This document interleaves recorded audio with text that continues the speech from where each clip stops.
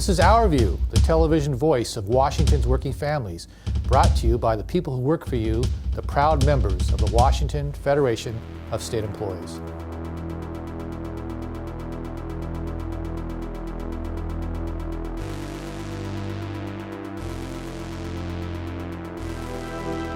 State employees provide services. Those services are funded by the state budget. And as the legislature goes into session, the budget is very high on Federation members' agenda.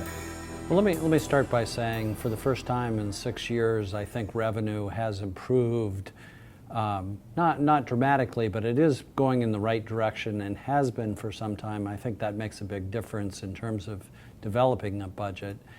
We see the budget both offensively and defensively. There are a number of issues, kind of offensively, where we think it's important to make sure our contracts are funded. That puts more money in everybody's pocket, makes communities stronger. At the same time, there are a number of concerns. The Affordable Care Act, the federal national health care law, there are a lot of changes in it, setting up the health benefits exchange in Washington State. We have a number of concerns with the way that's happening. So we will be working on legislation that makes some changes in that area. We also will be working on bringing more interpreters, the L&I interpreters, into the union through legislation, and that's a goal of our members. With more Medicaid-funded patients needing constant care going into facilities operated by for-profit providers, their employees have turned to the Federation for representation. The working conditions for those who take care of many of our fragile citizens are often appalling. Well, we have represented workers in the residential habilitation centers, the state-operated facilities, for years and years. We also represent folks in the community that are in public settings, the state-operated living arrangements. More and more we're representing workers who receive the businesses receive public funding, but they are private sector entities. And what we're unearthing in those discussions and in that representation, what we're seeing is many operators are getting wealthy off of Medicaid, and the money that goes to them from the state is not going to quality care for the clients they serve. So it's a real conundrum. We see long-term, we will represent folks on a continuum of care from community to the state centers, and we want quality in all of those facilities. And according to Executive Director Greg Devereux, the 2013 session has some promises, but also some challenges.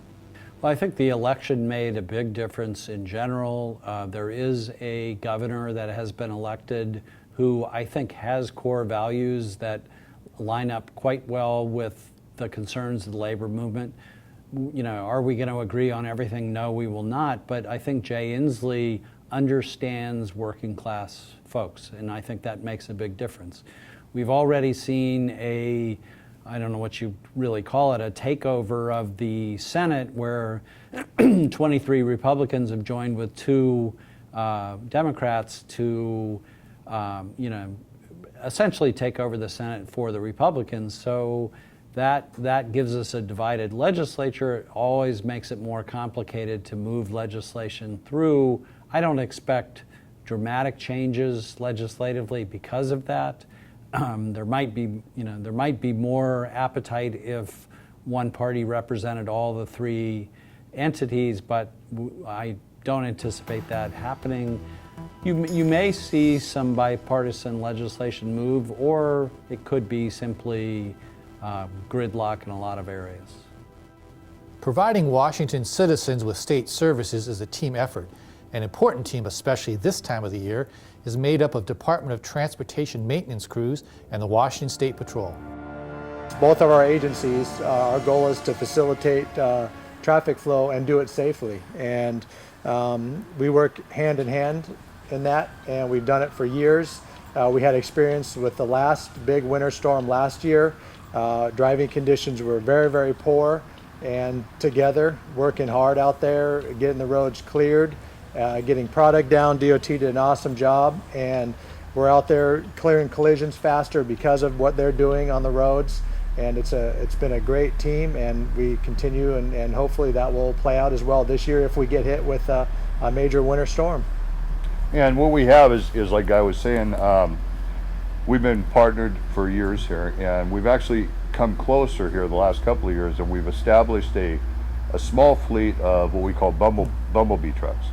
And what we do is we set up a snow management center, and everything is based out of the snow management center. With we have a representative over with the State Patrol, and we have what we do is able to track where our trucks can go in hot spots by GPS. With the bumblebee fleet, we've designated those to help with WSP, where they have identified areas that need to have a very small, movable vehicle to come in and put down, lay down abrasives and sand so we can get traffic moving. We cannot do this with our larger trucks. They're just too big to move in and out of traffic if we have a identified area that needs to have immediate attention. So State Patrol is in contact with these vehicles, and they can actually request them to come to these locations to get cars moving again so we can get the traffic moving. First of all, I recommend everyone definitely pay attention to the forecast. Watch the news, see what conditions you are going to be facing when you head out to commute to work in the morning or evening. You know, we won't tell you to stay home, but we will tell you that you need to know the conditions, and you need to know if you're capable of driving in them. My two things I tell people over and over and over is two simple things to do, and that is reduce your speed and increase your following distance.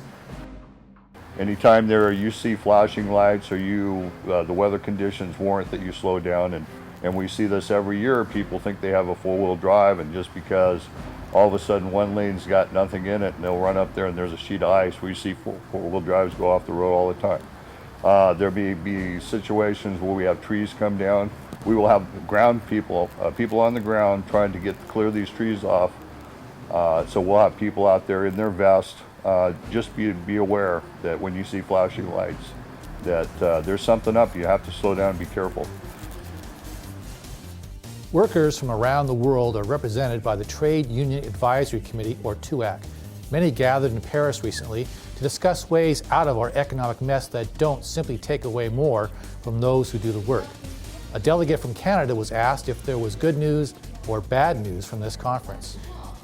A little bit of both, I would say. One of the things I really saw is that the issues that we're addressing at home at the national level of youth unemployment, of stagnant employment, the jobs gap, of low demand, of public sector attack, that these things that we're talking about at home are what everybody else around the table was talking about the needing to protect workers and have a social protection floor. So that is both encouraging and discouraging. It's encouraging because lots of other people are working on these issues, so hopefully we're going to come up with some really exciting solutions. But it's also discouraging because it's not like somebody has already come up with the way to go and we can point to them and kind of piggyback on that success. It's I think, a really great place for people to sit down and talk about these issues and realize that it's not unique to what's happening in Europe, that there are bigger structural problems that we're dealing with. So that there are perhaps the issue of, say, tax competitiveness, right? That there needs to be an international response to corporate taxing so that we don't have a race to the bottom. And in terms of labor rights, that there needs to be sort of an international response, a global response to these issues because they're global problems. Here's Ross Rieder with all you want to know and more about the history of the Washington State Labor Council. This is a two-part history of the Washington State Labor Council. In the history of union organization in the U.S., workers have banded together in our nation into organizations representing a craft or an industry. From this activity, we begin to see local unions of different kinds of skills, trades, and industry. After some experience, workers, trade unions in particular, banded together in our state and others starting in 1898. That's when the Labor Congress of the state of Washington was organized. At its 5th annual session held in Tacoma in January 1902, action was taken to organize the Washington State Labor Federation and affiliate with the American Federation of Labor. The American Federation of Labor, or AFL, was the predecessor to our present national peak labor body, the AFL-CIO. The change in organization status, independent to affiliated, was brought about through convention resolution, introduced by a member of the Retail Clerks Union and now the United Food and Commercial Workers, and the Sailors Union of Seattle and the Sailors Union of Aberdeen, now known as the Sailors Union of the Pacific. Due to the fact that not only was there a constitutional change involved, but the resolution included the matter of affiliation with the American Federation of Labor, both matters were referred to the membership for vote. The membership endorsed the proposal. There was some controversy over AFL affiliation. For example, the Spokane Trades Council was the last central labor body to choose AFL affiliation because many unionists in that area considered the AFL too conservative. In attendance at the founding of the Washington State Federation of Labor were 120 delegates representing 114 local unions and 5 central labor or trades councils. It's estimated that in January of '02 there were 15,000 unionists in the state, and early organization records reveal that the earlier Labor Congress of the state of Washington did not confine its efforts to strictly labor matters. For instance, in 1899, they declared for the election of United States senators by popular vote instead of by the state legislature. The Labor Congress also voiced opposition to the annexation of certain islands by the United States, such islands having come under the protectorate of the United States as a result of the Spanish-American War. Their opposition was based on the grounds that the United States would be setting the example of abrogating the right of self-government. The Labor Congress had also opposed the then policy of the national government of letting out its work on a contract basis, or privatization as we call it, and asked for a law limiting the hours of labor on such work. They endorsed women's suffrage. The Labor Congress that became the Washington State Federation of Labor, AFL, in 1902 later became what we now know as the Washington State Labor Council, AFL-CIO. And that's the story for next month. This has been Our View, brought to you by the members of the Washington Federation of State Employees. We remind you, when you accept a paycheck for your hard work, you don't give up your rights. Thank you for watching, and Happy New Year.